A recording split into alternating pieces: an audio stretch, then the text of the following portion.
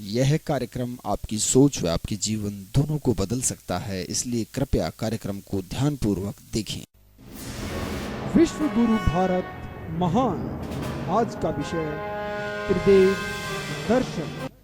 त्रिदेवों में पहला देवता कौन? ब्रह्मा।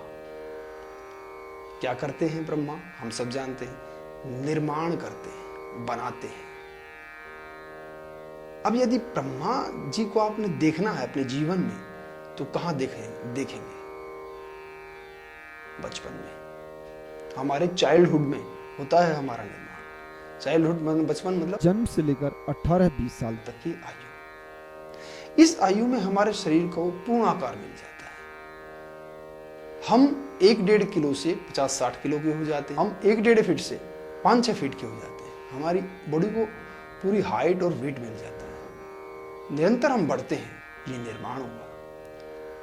यदि हमें अपने प्रथम देवता को देखना है अपने भीतर, अपने शरीर में, तो हमें अपने बचपन में उसका दर्शन हो सकता है। तो कहां बैठे हैं ब्रह्मा जी? कहां विराजमान है? हमारे बचपन में विराजमान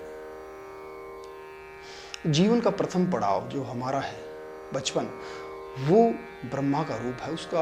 उसमें ब्रह्मा जी वास करते हैं। यह बचपन में ब्रह्मा होते हैं।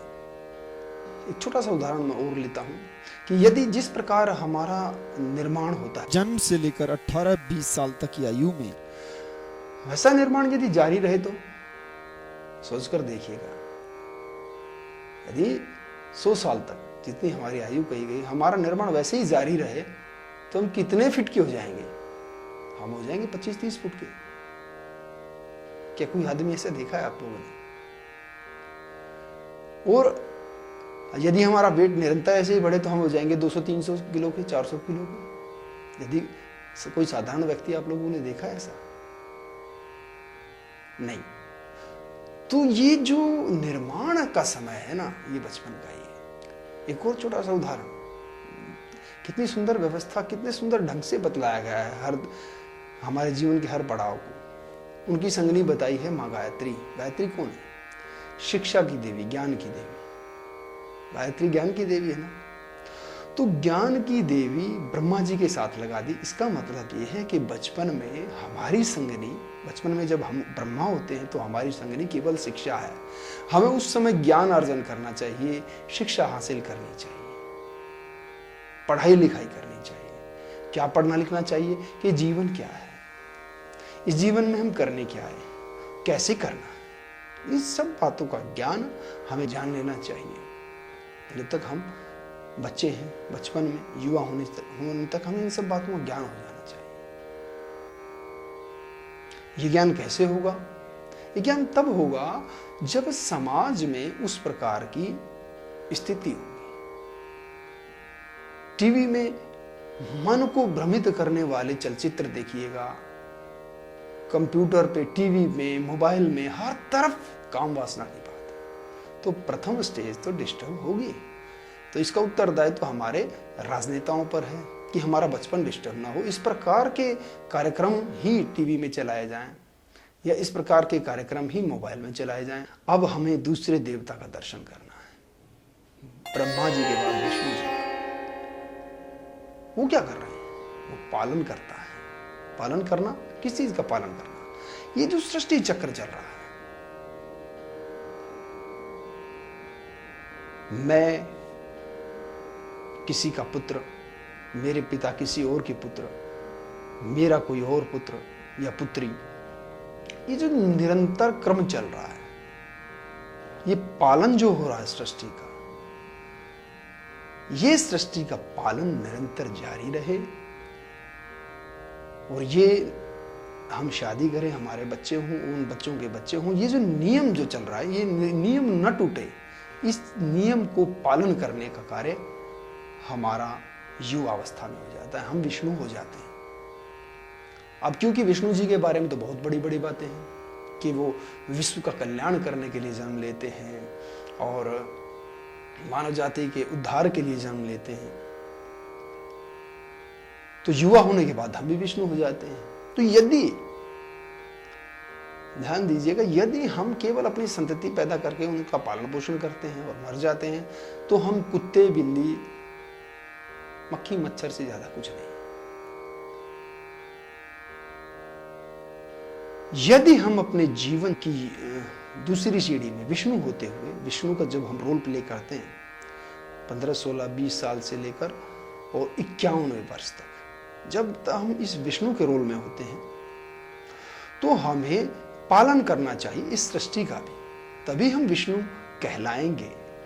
और विष्णु हम तभी बन सकते जब हमारा बचपन एकदम सुदृढ़ ढंग से तैयार हुआ हो, हमारा शरीर भी और हमारी मानसिक स्थिति भी, हमारे ज्ञान शिक्षा भी हमें वैसी ही मिली, हम तभी अच्छे विष्णु का रोल प्ले कर सकते हैं, हम विष्णु बन सकते हैं। पालन, बच्चों के पालन के अलावा हमें और किस चीज का पालन करना, ये सृष्टि चक्र चले। पेड़ पौधे बचें, इनका विनाश न होने पाए, नदियां तालाब समुद्र बचें, ग्लोबल वार्मिंग न बढ़े, हिंसा न बढ़े, अराजकता न फैले और यह जीवन सृष्टि चक्र यूं ही चलता रहे, इसका भी हमें युवावस्था में ध्यान रखना चाहिए। इसका पालन करवाना या करना भी हमारा कर्तव्य होता है युवावस्था में। यदि हम युवावस्था में इन सब बातों का भी, ये सब कार्य भी करते हैं, समाज की कोई भी कुरीति हम दूर करने का प्रण लेते हैं युवावस्था में, तो हम विष्णु कहे जाएंगे, हमारा जीवन सार्थक हुआ। तो युवावस्था में हम विष्णु होते हैं, लेकिन विष्णु हम तब कहलाएंगे जब हम विष्णु के नाई कार्य करेंगे, विष्णु के जैसा कर्म करेंगे, कार्य करेंगे। केवल बच्चे पैदा करना, उन्हें पालन पोषण करना, तो हम जीव, साधारण जीव की भांति हैं। यदि हम विष्णु हैं तो इस विश्व का पालन करेंगे, इस विश्व को बचाने का कोई ना कोई उद्देश्य, कोई ना कोई कार्य, बहुत सारे कार्य हम चुनेंगे और उसे पूरा करेंगे। ये भी जरूरी है। हम सब युवाओं को कोई ना कोई कुरीति जो समाज में है उसको चुनना चाहिए, उसे दूर करने का प्रयत्न करना चाहिए, तब हम विष्णु कहलाएंगे, जो कि हम हैं, जो हमारे जीवन की सार्थकता होगी। एक बात मैं आप लोगों को बतलाना चाहूंगा कि नशा होना चाहिए, नशा जरूर करना चाहिए, लेकिन मित्रों नशा करना चाहिए अपने जीवन लक्ष्य की पूर्ति का। इस समाज से किसी न किसी कुरीति को नाश करने का नशा होना चाहिए, न कि शराब का नशा होना चाहिए। अब विष्णु जी की पत्नी बतलाएगा मां लक्ष्मी को, देखो और कितने ज्ञान की बात है।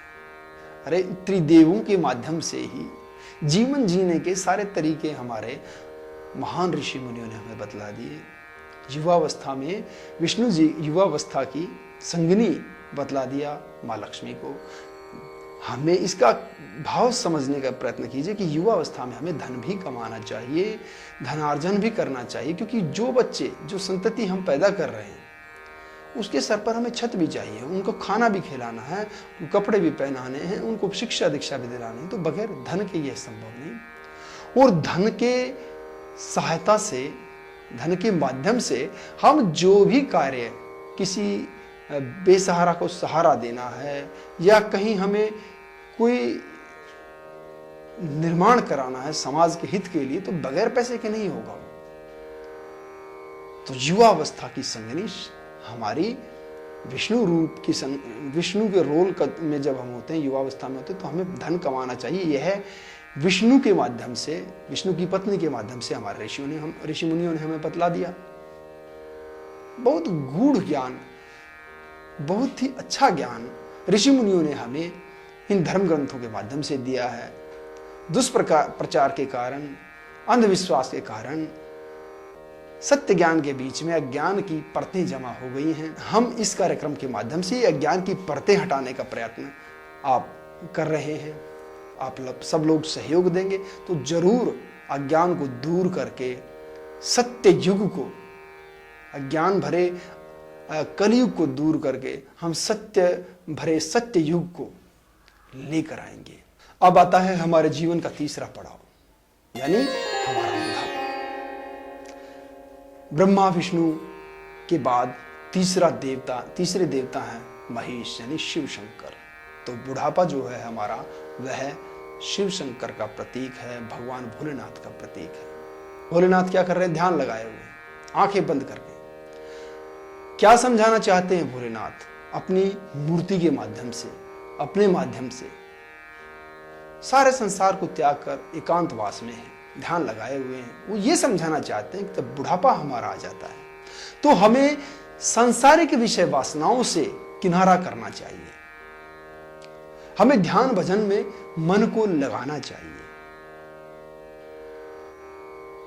ये समझाने का प्रयत्न हमारे जीवन के 51वें वर्ष से यह शुरू हो जाता है, या आजकल के कलयुग को देखें तो 60 साल के बाद सही यह शुरू हो जाता है। तो हमें चाहिए कि हम ध्यान भजन में इस अवस्था में पहुंचने के बाद अपना समय लगाएं। यदि हम इस समय इस एज के बाद भी सांसारिक कर्मों में फंसे रहे तो हमारी मुक्ति नहीं हो पाएगी, हमें शांति नहीं मिल पाएगी, हम जीवन के चक्र से छूट नहीं पाएंगे। इसलिए बुढ़ापे में हमें ध्यान भजन में लग जाना चाहिए। ये बतलाने का प्रयत्न भगवान शंकर जीवन के तीसरे पड़ाव में हमें कर रहे हैं। अब उनकी पत्नी को देखिए, कितनी सुंदर उनकी पत्नी बतलाई गई, मां शक्ति। मां शक्ति क्या कर रही है? देखिए, जब हम युवावस्था में होते तो पत्नी से हमें काम रोग हो जाता है, मोह हो जाता है, पुत्र से मोह हो जाता है, लोभ हो जाता है उस धन से जो हमने कमाया। और काम, क्रोध, मद, लोभ, मोह, अहंकार, घृणा, भर्त्सना, ये सामाजिक जीवन जीते हुए, विष्णु का रोल प्ले करते हुए, ये सब हमारे मन में ये विकार इकट्ठा हो जाते हैं। भगवान शंकर ध्यान लगाते हैं और इनके ध्यान को भ्रमित करते हैं। ये मानसिक विकार, काम, क्रोध, मद, लोभ और मोह इत्यादि, ये उनको ध्यान नहीं लगाने देते। तो उस समय भगवान भोलेनाथ की पत्नी शक्ति बतलाई, ध्यान करने से हमारे अंदर एक शक्ति का जागरण होता है, एक शक्ति जन्म लेती है। और वो शक्ति क्या करती है? शक्ति आपको देखते होंगे, शक्ति क्या करती है? राक्षसों को मारती हुई नजर आती है। वो काम, क्रोध, मद, लोभ और मोह रूपी राक्षसों को ही तो मार रही है। यही राक्षस हमारे भीतर हमें ध्यान भजन नहीं करने देते, तो मां शक्ति त्रिशूल लेकर उन राक्षसों का नाश करती है। भजन करने से शक्ति जन्म लेती है और हमारे मानसिक विकारों को दूर करती है। जीवन के 3 पड़ाव जीवन हमारे त्रिदेवों के प्रतीक हैं। कितने सुंदर ढंग से जीवन के तीनों पड़ावों को व्याख्यायित किया है हमारे देवी देवताओं ने, लेकिन हम उन्हें समझ नहीं पा रहे। अज्ञानतावश कहिए या शिक्षा का अभाव कहिए या गलत प्रकार की शिक्षा का पठन पाठन हम कर रहे हैं इसलिए कहिए, या सच्चे गुरुओं का अभाव है इसलिए कहिए, लेकिन हम इस अज्ञान को दूर करने का प्रयास निरंतर जारी रखेंगे। अपने इस कार्यक्रम विश्व गुरु भारत महान के माध्यम से आप लोगों को हमारा ये कार्यक्रम कैसा लगा, इसके बारे में हमें हमारे फ़ोन नंबर पर आप सूचित कर सकते हैं, हमें ईमेल कर सकते हैं।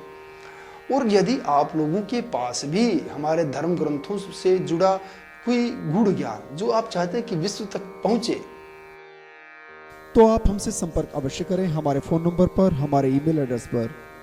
हम आपको आपकी बात विश्व तक पहुंचाने का मौका जरूर देंगे अपने इस कार्यक्रम के माध्यम से। नमस्कार, जय हिंद, जय भारत।